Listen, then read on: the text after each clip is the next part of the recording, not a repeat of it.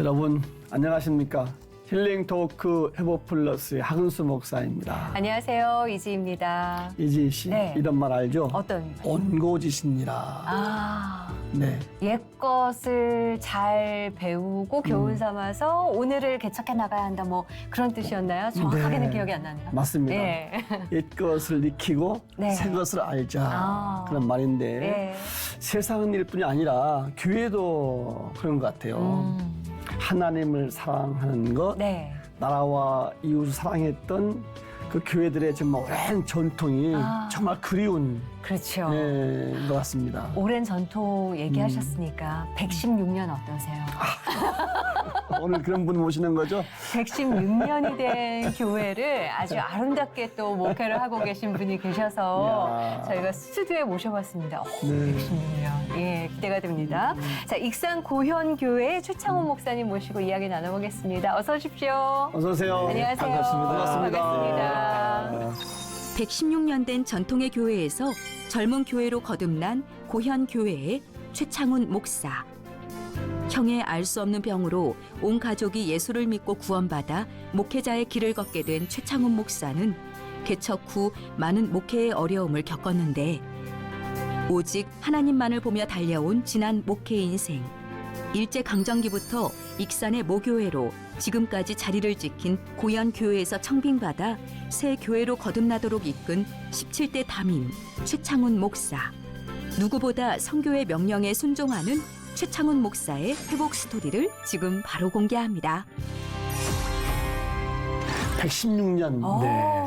우리 교회 얘기 좀 해주세요. 어떤 교회인가요? 저희 교회는 1906년 6월 1일 날 창립이 됩니다. 네. 그런데 이제 그 당시 군산 옆에 구암 미션 스테이션이 있었는데 그곳에서 이제 선교사 윌리엄 해리슨 선교사가 교회를 설립하는데 그때에 이제 한 믿는 집사님이 계셨어요. 네. 네. 근데 그분이 군산 옆에 만경강 줄기에 지경이라는 곳이 있어요. 그런데 지금은 그 교회 이름이 지경교회지만 그 당시에는 만자산 교회라고 했어요. 네. 만자산 네. 교회. 네. 그런데 그 익산에서 네. 상당히 먼 거리인데 거기까지 한 집사님이 예수를 믿고 거기를 출석하게 되죠. 그렇군요. 그래서 이제 그 사람에 연관돼서 그랬는지 윌리엄 해리슨 목사님이 이제 익산에 그분과 더불어서 5명을 더해서 네. 6사람으로 해가지고 곽도일 씨라고 하는 그 집의 사랑방에서 이제 교회가 공식적으로 이제 예배와 더불어서 시작이 교회 된 명칭을 갖고 시작을 하게 된 것이죠. 그렇게 1906년에 예. 시작이 된 거예요. 야, 교회가 사실 복음을 전할 뿐만이 아니라 사실 저희가 알고 있기로는 지역을 대표하는 교회, 또 다른 교회들, 또 학교들도 많이 세우셨다고 그렇죠. 들었거든요. 예. 그때는 이제 문맹률이 높고 그리고 그때 당시 이렇게 이제 오래된 그 저희 당일옥이 좀 살아 있어서 당일옥을 들여다봤더니 결혼하면 여자 이름이 없어요. 그때만 해도. 남자의 이름을 붙여가지고 뭐 아무개 씨댁, 아무개 씨댁 이제 이렇게 되는 거죠. 그러니까 문맹률이 높았다는 것이 보여지고 그러니까 그때가 이제 일제치한데 그래서 저희 교회에서 학교를 시작을 하게 돼요. 그때 교육가이신 김한규 장로님이라는 분이 이제 세워져서 창립 멤버였던 오덕근 장로님과 함께 학교를 설립해서 시작이 되는 거죠. 그게 이제 경신학교. 경신학교. 예. 그리고 이제 그 또 주변에 계문학교라고 있는데 훗날 1944년도에 신사참배 반대 운동을 했던 교회의 그 징벌로 인해서 저희 경신학교가 문을 닫게 돼요. 그리고 그때 학생들을 계몽학교로 다 네. 보내주게 됩니다. 아. 예. 그뿐이 아니라 모교이니까 예. 뭐 교회도 많이 이렇게 그렇죠. 뭐 또 네. 교회가 이제 그 당시에는 전도 부인이라는 게 네. 있었더라고요. 옛날에 그래서 지금은 이제 그것이 더 무슨 여전도회, 남전도회 하듯이. 근데 그때는 이렇게 전도를 이렇게 하는 사람을 가리켜서 전도 부인 네. 이랬는데 그때의 성도들이 전도에 그 열정이 강했던 것 같아요. 네. 그리고 뭐 다 같은 농경 사회니까 이분들이 멀리까지 가신 거예요. 그리고 그곳에 가서 전도를 해서 열매를 맺으면 네. 주일날은 교회로 오지만 수요일 날은 그 동네에서 요즘에 목장 모임이라든지 네. 셀 모임을 하듯이 네. 이렇게 이제 모이게 했던 것 같아요. 그러던 중에 이제 거리가 좀 있는 교회 시작으로 해서 1921년 또 사람이 사는 교회잖아요. 네. 하나님의 거룩성은 우리가 침범이 되지 않지만 우리의 연약함은 예수를 믿어도 드러나거든요. 또 교회에 조그마한 분쟁들이 생겨요. 그러면서 그 직영교회에서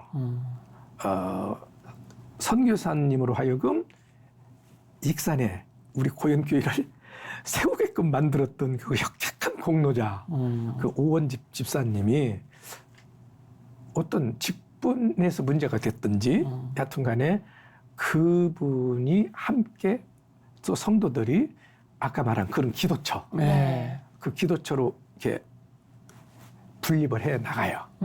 이제 그곳에서 교회를 개척하게 되는데 1921년 그 교회가 바로 이리 제일교회. 네. 또 뭐 그 다음에 송악교회라든지 만석교회라든지 너무 뭐 많죠. 쭉 계속 이제 분립이 돼요. 네. 그러다가 해방되던 1945년도에 이제 그 철도가 지나가요.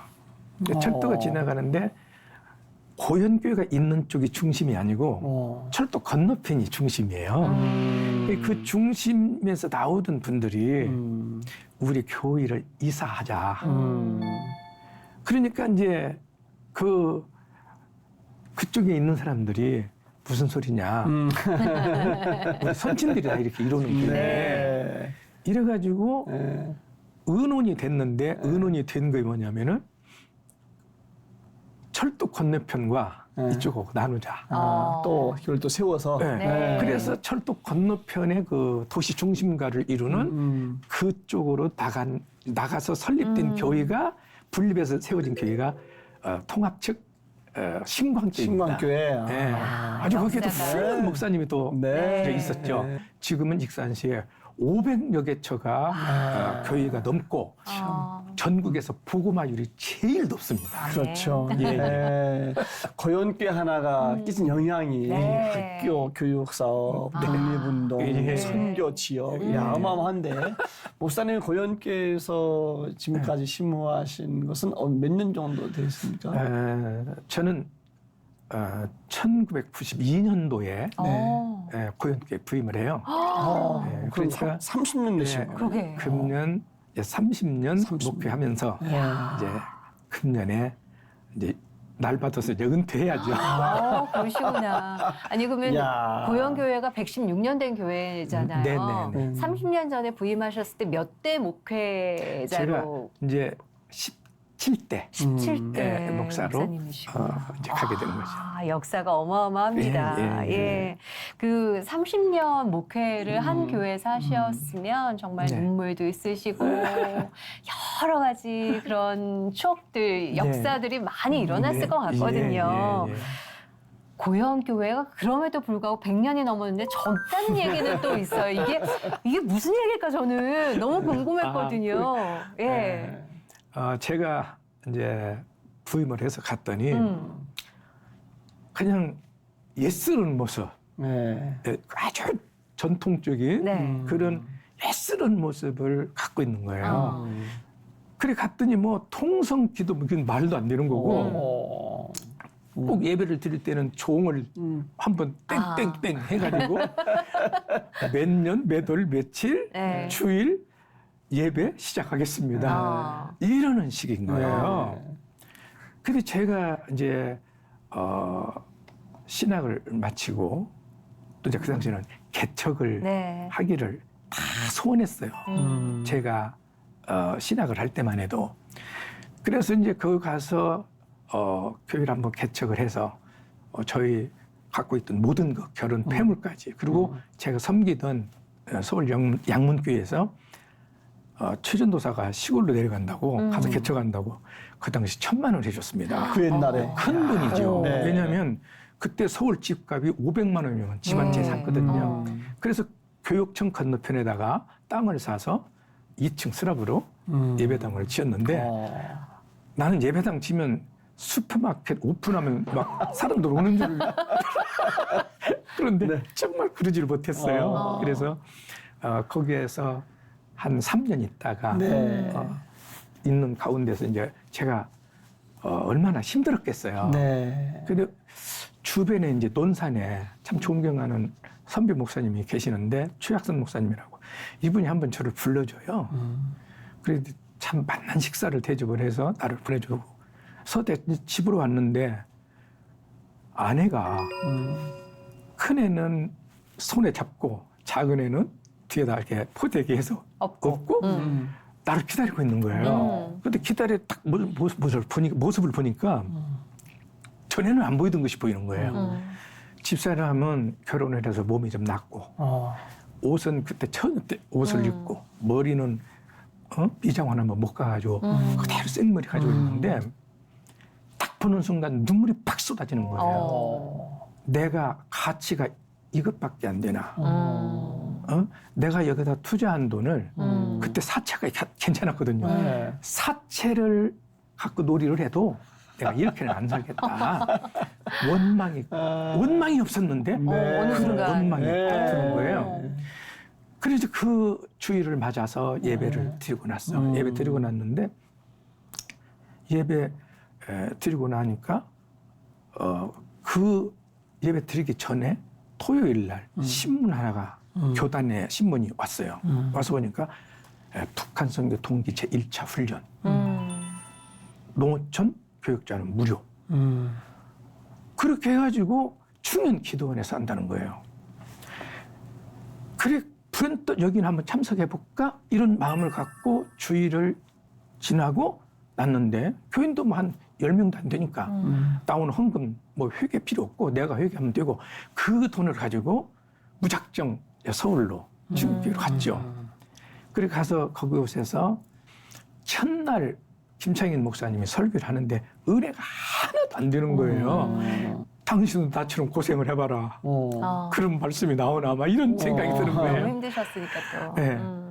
그런데 그 이튿날 낮 예배 시간에 오전에 딱 들어가는데 50을 난 그때 50을 처음 봤어요. 네. 이 50을 하는데 기가 막힌 거예요. 막 완전 천사로 보이는 거예요.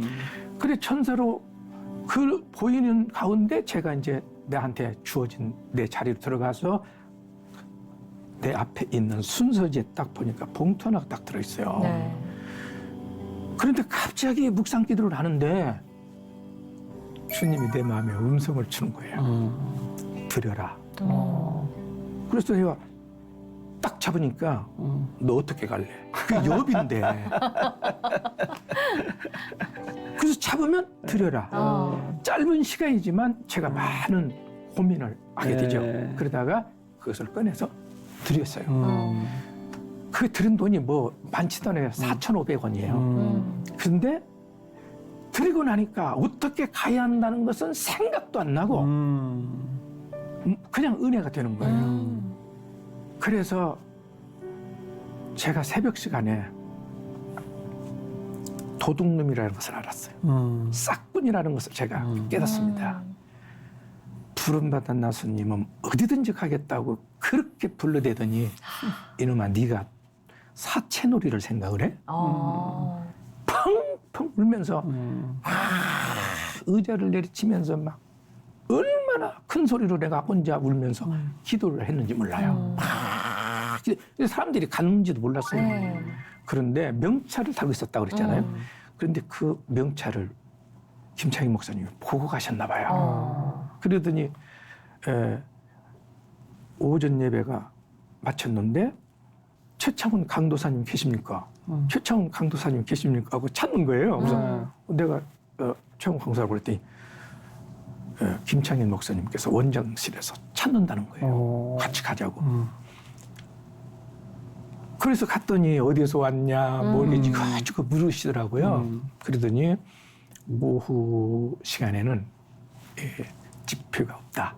기도회가 있는데 주어지는 기도 제목 가지고 기도를 하거나 그렇게 말씀을 해주셔서 이제 제가 기도회를 인도해 줘요. 기도를 인도하는데 놀라운 것은 그 뒤로 금요일 날 집회를 이제 다 마쳤는데 그분이 주머니를 내가 이제 다 커서 인사를 했는데 이 사람 저 사람이 은혜 받았다고 해서 자꾸 나한테 주머니 넣어주는 거예요.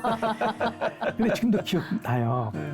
그때 받았던 돈이 25만 5천 원에 금강 구두 티켓 하나 딱 들었더라고요. 그때 당시 명동에 저 지점 하나 있었거든요. 그래서 그 이튿날 금요일 날 저녁에 집회를 마치니까 토요일 날 버스 타고 나와갖고 명동 가서 구두 하나 사고 또 강남 터미널에 가서 그때는 옷 지금도 있는지 모르겠어요. 그 옷 판매장이 있었거든요. 뭐 대통령이 집사람 사이즈도 아니까 애들 것도 옷을 사고 집사람 것도 이제 한두 벌씩 사가지고 갔어요. 집사람이 깜짝 놀라더라고요. 그래서 내가 그 모든 얘기를 해줬어요. 예, 그러면서 함께 기뻐하고 감사를 하게 되면서 제 눈이 이제 하나씩 열려가기 시작한 거죠. 이렇게 열정이 넘치신 목사님이신데 하나님을 언제 처음 아셨어요? 그거요. 저는 이렇게 다른 것보다도 체험적 신앙이에요. 저희 가정은 이게 나 혼자 부름 받았다기보다 이제 저희 형이 병에 걸렸어요. 근데 우리는 그 무슨 병인지 몰라요. 안에 있는 병이고 드러나지를 않으니까. 근데 형이 가끔 한 번씩 자기가 뛴다거나 운동을 하면 가슴이 아프다는 거예요. 그러니까 어른들은 막 뭐 농촌의 어른이 그 말이 돼요. 중학교 이제 2학년 애가 그렇게 말을 하니까 그러니까 이놈아 그런 소리 하는 거 아니라고 그렇게 그냥 넘겼는데 이 선교사님들이 형이 다니는 그 중학교에 무료 진료를 오신 거예요. 그 무료 진료를 오셔가지고 그 병을 이제 발견을 하고 약을 주어서 집으로 보냈어요. 그래야 어머니도 깜짝 놀라고 아버지도 깜짝 놀랬지만 약봉다리 가지고 왔으니까 이게 뭐 준 약은 이제 어떻게 먹으라고 복용 방법은 가르쳐 줬을 것이고 형은 먹고 여름 방학이 됐는데 제 옆집에 집안의 형이 저희가 이제 집성촌이거든요. 전주칠시. 근데 저희 집안 형이 방학에서 이제 전북대학교에서 다니다가 저 방학 때 온 거예요. 근데 어머니가 물은 거예요. 그 집안 형한테 우리 아들 영훈이가 이런 병에 걸렸다고 그러는데 이게 뭐냐 그러니까 빨리 병원으로 데리고 가라고. 그렇게 해서 이제 저희 형이 병원 많지도 않았어요. 그때 당시에는. 그래서 전주에 있는 병원, 김제에 있는 병원, 전주에 있는 병원, 군산에 있는 병, 그리고 또 이 익산에 있는 병원들을 찾아다녀요. 한 번 들어가면은 한 달에서 2달 있다가 퇴원을 하는데 돈은 한 필지씩 없어지는 거예요. 저희 아버지 어머니가 그래도 나름대로 참 일을 부지런히 했고 그 당시는 소 부리는 집 하면은 상당히 동네에서 우리도 이렇게 잘 사는 집이거든요. 근데 아버지가 소를 부렸어요. 논을 갈로 그냥 쟁기해가지고 그랬는데 논이 한 필지씩 없어지는 거예요. 그러면 그때 당시 논 한 필지가 쌀 13가마니거든요. 그때는 먹고 사는 것이 문제가 크니까. 그래서 그냥 얼마 안 가서 다 집안이 그냥 기울어진 거죠.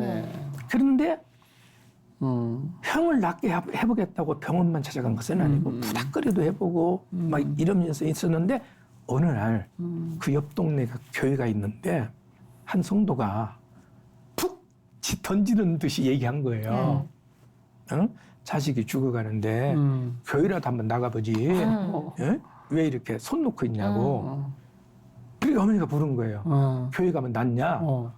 낫을 수도 있지. 이렇게 된 거예요. 툭 던진 복음 한마디가 어머니가 이제 형하고 함께 교회를 가게 되고 저희가 가게 되고 아무것도 모르죠. 저는 초등학교 때인데 그렇게 해서 이제 시작된 저희들의 신앙생활이었어요. 아이고.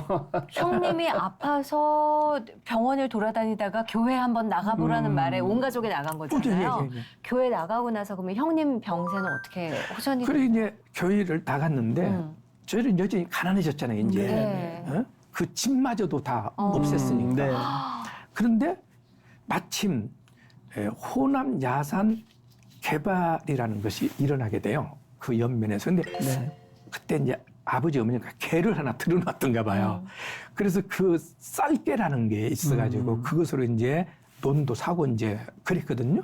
근데 그 개돈을 타가지고 거기에 이사를 그쪽에 이제 가야겠는데 신앙촌을 하나 만든다는 말이 나왔어요.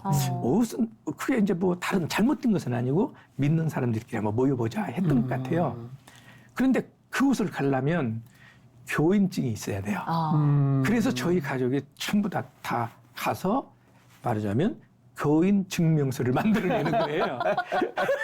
그래서 그 호남 야산 개발지에 복지마을이라는 네. 마을이 생기는 곳으로 이제 저희 가족이 이사를 가고 저는 이제 이모댁으로 가게 되죠. 왜? 그때는 제가 이제 중학생이 됐으니까 중학교를 다니고 있었고. 예. 형이 어떻게 됐어요? 그래서 형이. 그래서 이제 저희 형이 이제 전주예수병원에서 노회장과 당회장이 추천하는 어려운 가정의 환자가 있으면 무료로 진료 및 치료를 해주겠다 하는 공문이 온 거예요. 그 공문이 김제노회로 왔고 김제노회에서 또 각 지교회로 보냈는데 뽑힌 자 중에 우리 집이 뽑힌 거예요. 그래서 치료를 받으셨어요. 그래서 이제 입원을 가서 하게 되고 네. 아마 설대위, 그래서 선교사님인데 그 미국 분이에요. 근데 그분이 이제 한국명으로 설대위라고 하시는데 그분이 아마 집도하신 걸로 알고 있는데 네. 외과 의사였던 것 같아요. 근데 그분이 했는데 그 당시만 해도 뭐 60년대 초니까 이 수술이라는 게 거의 없고 또 병원이 열악했거든요. 보다가 갈비를 4대를 끊어놓고 아이고. 그러고 큰 나서 수술을 했고 네. 2달 반 정도 있다가 퇴원을 시켰는데 호수를 달고 오셨더라고요. 저는 이제 이모 집에 있으니까 이게 잘 옆에서 곁에서 보지는 못했죠. 근데 방학 맞아서 오니까 되고 있는 거예요. 그래서 형이 이제 그런 과정에서 먹을 수는 있으니까 맛있는 것 달라고 그러면 주어라. 그러면서 퇴원을 시켰다는 거예요. 네. 근데 어머니는 다 낫은 줄 알았어요. 그런데 2달 반 정도 돼서 약이 떨어지니까 담당 의사를 어머니가 찾아가서 약이 다 떨어졌다고 이야기를 했더니 아직도 안 죽었냐고 그러더래요. 그러니까 나서서 보낸 게 아니고 집안에 가서 잘 죽으라고 보낸 건데 형은 안 죽은 거예요. 그리고 여전히 글이 불순물은 계속 나왔고 그래서 어머니가 그때 진짜 예수를 신뢰하기 시작하는 거예요. 가서 기도를 했어요. 저희 어머니 기도는 전설이라고 말을 해요. 결과로 얘기하면 훗날 저희 최제 집성촌에 들어가서 복음을 전도해서 지금은 그 동네가 3분의 2 이상이 다 예수 믿습니다. 네. 그런데 어머니가 기도를 예배당에서도 했지만 바깥에 그 야산에서 기도를 많이 하셨는데 그때 기도하는 가운데 어머니가 내적인 음성을 들어요. 뭐라고 얘기하셨냐면 하나님이 뽑아라. 어머니는 이제 그 기도니까 뽑으라 소리가 금방 알죠. 네. 너무 기뻤대요. 그래서 막 춤추는 기분으로 집으로 와서 그때만 해도 뭐 전기가 있는 때가 아니니까 성냥불을 켜서 등에 붙이고 잠자고 있더래 형이. 그래서 깨웠대요. 그래서 내가 오늘 이렇게 하나님의 음성을 들었다. 그건 어머니의 믿음이지. 형이 그때는 벌써 18살인데 눈물을 확 쏟으면서 어머니 내가 그렇게 귀찮냐고. 나도 얼마 못 산다는 거 안다고. 순간이잖아요, 감동은. 그 아들의 말을 들은 어머니가 자기를 쳐다보니까 자기가 삐졌더래요. 그래서 같이 부둥켜 안고 울고 날 샜대요. 근데 그 이튿날 저녁에 또 가서 기도를 하는데 왜 의심하느냐? 떠더라. 그렇게 또 어제와 같은 기쁨과 감동이 오더래요. 그래서 어머니가 집으로 오셔서 또 등잔에 불을 붙이고 자고 있더래요. 서당제 3년이면 풍어를 올린다고. 어머니도 이제 오랜 동안 형을 지켜봤으니까 핀세트를 들고 확 뽑아버린 거예요. 얼마나 불안했겠어요. 조금씩 그래도 한 3일 동안 나오지 3일 후에는 그것이 딱 멈추더래요. 그러면서 형의 몸이 좋아지기 시작하더래요. 이게 식사도 잘하고 그리고 깨끗하게 고침을 형이 받았어요. 그것을 기점으로 해서 어머니가 전도자가 된 거죠. 막 스님한테도 찾아가가지고 예수 믿어야 전당 간다. 예수 믿으라고 막. 그러니까 그때부터 어머니는 기도 의사한테 가가지고도 예수 믿어야 산다고 막 겁이 없는 사람이 된 거예요. 그래서 어머니는 많은 열매를 맺죠. 전도 열매를 맺고 지금도 그 교회 사람들은 그래요. 어머니는 전설적인 기도자다. 네. 어쨌든 형님 때문에 네. 가족이 다 길을 갔잖아요. 그렇죠. 형님은 또 체험적인 신앙을 통해서 또 뜨거운 신앙의 가정이 되셨고 결국 목회자가 됐잖아요. 네. 그 이제 거연교회 그 역사 깊은 교회 전통교회 가셨는데 상황이 어떠셨어요? 그때 많이 좀 힘든 상황이셨어요?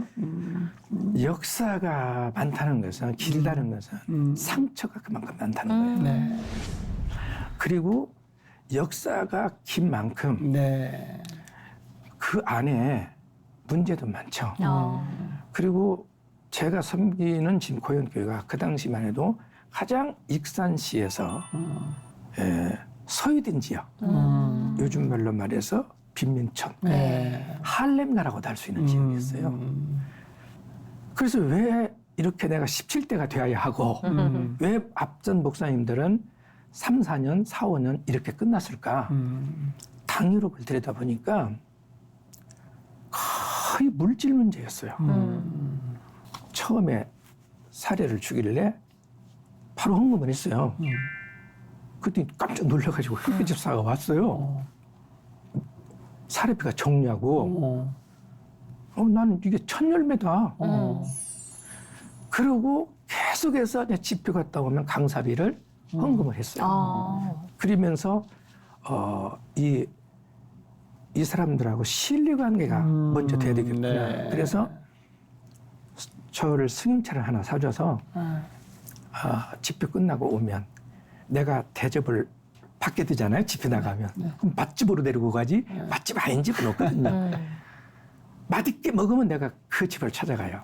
다행히 또 그때 문화가 사우나 문화예요.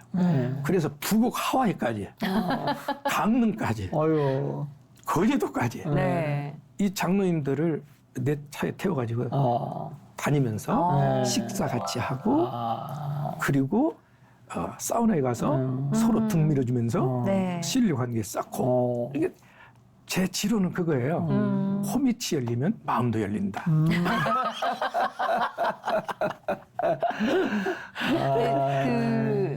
처음에 그런 이제 교제를 힘쓰시고 헌신하셨잖아요. 그러면서 그 30년 동안 또 교회 표가 있으시다면서요. 그렇죠.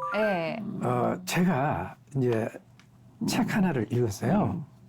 자연적 교회 성장이라는 책이었는데 소책자예요. 한 30분이면 다 읽을 수 있는 책인데 그 책을 보는 순간 눈이 확 열리는 거예요. 그리고 그래, 교회 부흥은 내가 하는 게 아니야. 주체는 주님이야. 그런데 그 내용 속에 정말 좋은 말씀들이 있는 거예요. 그래서 그 책에 있는 내용을 제가 잡고 목교 비전으로 삼은 거예요. 그리고 목교 4대 비전. 그리고 이제 표가 있어야 할 게 아니에요. 표를 뭐로 할까? 그러다 보니까 사도 바울이 나는 표대를 향해 달려간다. 그때 유다, 그래, 한번 가보자. 그래서 전진, 그리고 또 전진했어요. 그리고 또 그걸 또 트집 잡는 사람도 있더라고요. 이게 군대냐고, 우리 교회가. 우리가 끝까지 가는 것이다. 내가 이제 웃으면서 해서 지금까지 달려오는 중에 그때 전국 교회를 돌아다녔잖아요. 전국 교회를 돌아다니면서 어느 교회가 부흥하고 어느 교회가 좀 침체되는가 이런 것을 분위기로 볼 수 있었어요. 그러면서 그 좋은 점을 제가 계속해서 벤치마킹을 하러 다니면서 이제 배워서 교회에다가 접목을 시키면서 교회의 본질을 놓고 비본질은 다 없앤 거예요. 그래서 지금 저희 교회는 지금 정말 청년 같은 교회. 그래서 젊은 교회라고. 네. 완전히 와서 그냥 한번 보시면 아시겠지만 저희 교회는 담이 없습니다. 그리고 유일하게 그 비싼 땅에 정원을 딱 이렇게 만들어 놔가지고 주차장은 별도로 만들어 놓고 한 120, 30대 차량은 들어올 수 있어요. 앞마당으로도 더 들어오면 이제 아마 150대 이상도 들어오고 그래서 해놨는데 그걸 전부 도시 휴식 공간으로 앞마당을 준 거예요. 그러니까 저희 교회는 횡단보도에서 건너오면 저쪽 길로 가기 위해서는 우리 교회 마당을 지나야 돼요. 네. 이게 멀리서 보면 사람들은 그럴 거예요. 고인교회는 맨날 사람들이 있다고. 모든 사람들이 왔다 갔다 하는 이용하는 사람들인데. 네. 아니 그나저나 그래서 젊은 교회라고 하셨잖아요. 제자 훈련을 그렇게 많이 하시고 국내외로 또 선교 활동도 엄청 많이 하신다고 들었어요. 그것은 제가 김창희 목사님이 갑자기 저하고 다른 한 목사를 불렀어요. 그 다른 목사가 최창훈 강사님 있습니까? 하고 찾고 다니던 친구예요. 근데 총신대학원 2학년 후배, 2년 후배예요. 근데 이제 그 친구도 이제 목사가 됐고 나도 목사가 돼 있는데 김창희 목사님이 둘을 탁 집더니 리비아로 가라는 거예요. 리비아. 예. 저희들도 놀랬죠. 뭐 선교사로 가라는 거예요? 예. 그래 왜 그런가 그랬더니 대구 동부교에서 파송한 정형진 선교사님이 계셨는데 이분이 이렇게 이제 교민 선교도 했지만 원주민 선교도 했나 봐요. 그러다 블랙리스트에 걸려가지고 출국을 했다가 입국이 안 된 거예요. 그러니까 그냥 방치돼 버린 거죠. 그러니까 거기에 있는 교회 지도자 한 분이 휴가를 나와가지고 김창희 목사님을 찾아와서 그때 마침 집회 중이었어요. 저희 북한 선교가 와서 이야기를 한 거예요. 목사님, 리비아의 교회가 53개처 교회가 있습니다. 근데 목사는 한 사람도 없습니다. 목사님 좀 보내주십시오. 전에 계시던 선교사님은 이렇게 지금 강제 출국 당했습니다. 그러는 거예요. 그렇게 됨으로 인해서 이제 김창희 목사님 저희를 부른 거죠. 그래서 가라는 거예요. 그러니까 김창희 목사님의 마인드가 참 그래도 열린 분이에요. 그때 이미 충영교회는 선교를 많이 하고 있었어요. 그래서 저희들은 또 어르신의 말씀이니까 가야죠. 가족까지 데리고 가라는 거예요. 그런데 그때 전쟁 중이었어요, 마침. 그 가다피 그 사람 지도자하고 그 미국하고. 그래서 상황 보고 가족도 데리고 가겠다고 둘이 비행기 탔는데 24시간 만에 완전히 바뀌었어요. 저희들은 스트레스 되게 받았어요. 딱 내리니까 막 44도 열기가 창문 열으면 막 더운 거예요. 네. 완전히 24시간 만에 내 인생이 바뀌고 환경이 바뀌어버린 거예요. 그래서 그곳에 가서 이제 조금 있으니까 저희들이 삼성 컴퍼니 헤드 오피스에 있었는데 거기가 한인 학교도 있고 이제 그래요. 그런데 데리러 오는 거예요. 그리고 이제 그들이 지도자들이 이제 이미 공항에 와서 저희들을 영접해 줬으니까 저희들이 저녁에 집회가 있습니다. 낮에는 근로자들이 일을 하니까 밤에 건설 현장 마다 전부 교회가 있는 거예요. 왜? 이 사람들이 외롭잖아요. 또 더러 사고도 있잖아요. 또 미국과 이미 모든 것이 단교가 됐기 때문에 경제 보복 정치를 당한 거예요. 그러니까 비행기만 타면 부들부들 떠는 거예요. 그런데 그 사람들이 불안하니까 어디로 들으냐? 교회로 들어오는 거예요. 교회로. 내 평생 내가 세례 줄 수 있는 그 인원을 리비아에서 1년 있는 동안에 다 줬어요. 가는 곳마다 매 주일마다 가서 저녁 가서 세례식을 했어요. 계속 성찬식을 하고. 그래서 저녁마다 이제 집회가 돌아가면서 돌아다니는데 리비아 저녁. 매 저녁이면 저희 이제 예배하는 날이고 낮잠 자야 하고 박쥐 생활을 한 거죠. 그러면서 그곳에서 있다가 수고한다고 그때만 해도 이제 그렇게 교민들이 많지 않았으니까. 그런데 우리 리비아 안에는 2만 명 넘었습니다. 근로자가. 그리고 엘리트들이 많았어요. 그 사람들도 다 이게 다는 아니지만 예수 믿는 사람이 많이 있었어요. 그래서 그 사람들과 함께 이제 예배하는 중에 마침 아덴에서 리비아에서 수고한다고 초청을 해줬어요. 한인교회에서. 그래 그곳에 갔더니 여행을 시켜주는 거예요. 그래서 이스라엘하고 이집트를 갔다 왔어요. 그리고 들어왔다가 다시 저희들을 갖다가 유럽으로 내보내주더라고요. 이 지도자들이. 그래서 로마 그리고 파리를 들여다보고 암스테르담을 들여다보고 찌르기를 쳐다보면서 제가 그곳에 가서 마음에 무릎을 꿇었어요. 가는 곳마다 교회인 거예요. 애쓰러운 교회들. 이 기독교가 2000년 했는데 이게 미친 사람들이 예수 믿은 것이 아니구나.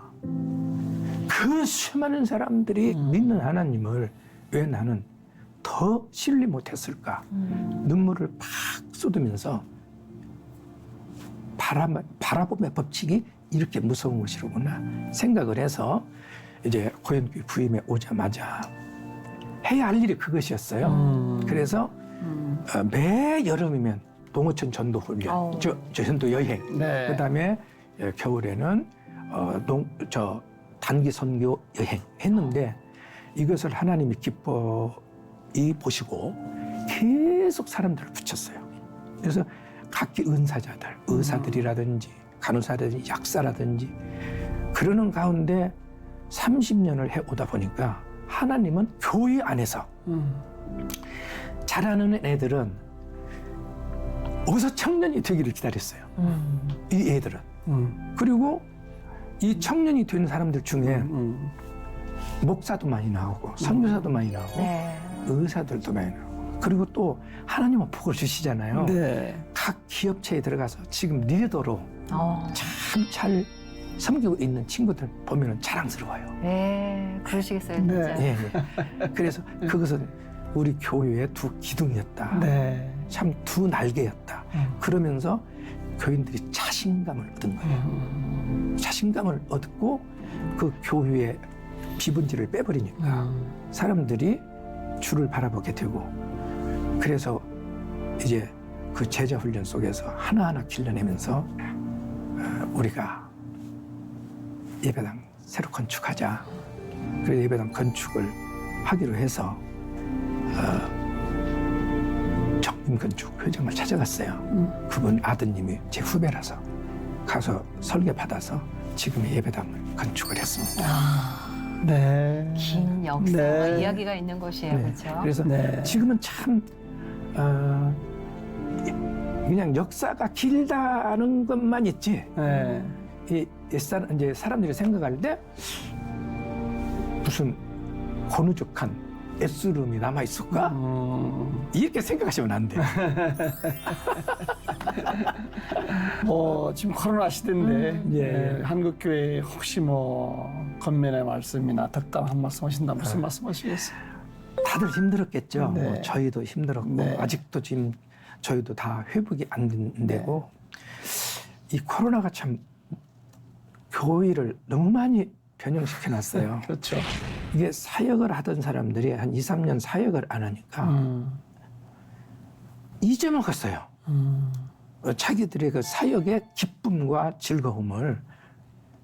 그래서 아직도 이제 막 회복을 하려고 노력은 저도 하는데 저도 역시 아직 다 회복을 못 시킨 상태고 지금 회복은 뭐 이제 곧 되어 가겠지만 네. 모든 교회들이 다 같이 어려우니까 누구나 다 스스로 자학하지 말고 또 하나님의 주권 속에 있으니까 반드시 이 코로나로 인해서 또 다른 형태의 아름다운 한국 교회가 되지 않겠나 이렇게 생각을 하고 기대하고 더 주님을 더 신뢰했으면 좋겠어요. 네. 네. 아, 마지막으로 뭐 기도 제목 있으면 혹시 나눠주실 만한 거 뭐 있으세요 또? 이제 저희가 청빙위원을 세워서 좀 후임자를 거의 결정 단계에 와 있어요. 네, 네.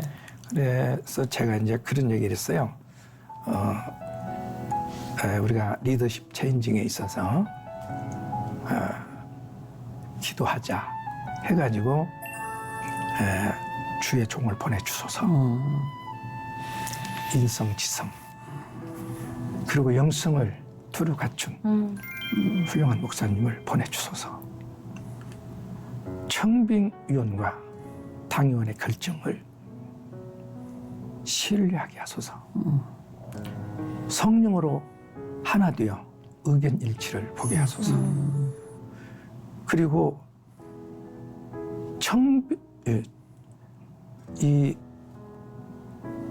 공동의가 순조롭게 은혜 가운데서 이루어지게 하옵소서. 담임 목사님의 은퇴가 교회의 영광스러움이 되게 하소서. 많은 목회 사역 기간 동안 건강과 그리고 영성을 더해 주시고 성령의 충만함을 주시고 은퇴 후의 삶도 아름답게 해주시옵소서. 이제 그런 기도 제목을 교인들에게 주고 지금 계속해서 기도해 나가고 있습니다. 네. 이것이 제 기도 제목이에요. 네. 아, 오늘 이렇게 먼 곳까지 찾아와 주시고 은혜로운 이야기 나눠주셔서 너무 감사합니다. 제가 네. 고맙죠. 뭐 천사라 불러주셔서. 건강한 사역 마지막까지 네, 감사합니다. 하시길 바랄게요. 감사합니다. 네, 감사합니다. 아, 116년 된 네. 고현교회 부임하셔서 30년 목회하시고 이제 은퇴를 앞두고 계신데 30년 동안 쏟아 부은 열정과 헌신을 네. 하나님께서 기쁘게 받으시고 아멘. 또 위로하시고 큰 축복이 있을 줄로 믿습니다. 네. 부르심에 순종하는 마음을 드리기만 했을 때 하나님께서 그 길을 여시고 인도해 가신다는 것을 목사님의 삶을 통해서 또 한 번 배웠던 것 같습니다. 오늘도 주님 손 꼭 붙잡으시고 평안한 하루 누리십시오. 고맙습니다. 감사합니다.